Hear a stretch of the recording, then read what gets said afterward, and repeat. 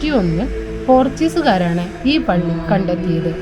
AD 52 ഈ പ്രദേശത്തെത്തിയ saint Thomas ആനകൾക്ക് നീക്കാൻ കഴിയാത്ത ഒരു വലിയ മരത്തടി കരയിലേക്ക് വലിച്ചിഴച്ച് മെലിയപ്പൂർ രാജാവായ ചോഴ പെരുമാളിനെ മതപരിവർത്തനം ചെയ്തുവെന്ന് അവർ രേഖപ്പെടുത്തുന്നു.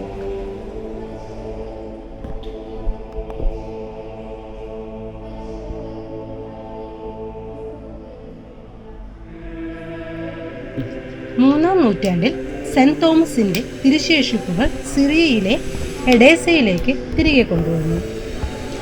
അതിനാൽ എഡേസയിൽ നിന്ന് വലിയൊരു കൂട്ടം ക്രിസ്ത്യാനികൾ മലബാറിലേക്ക് കുടിയേറി.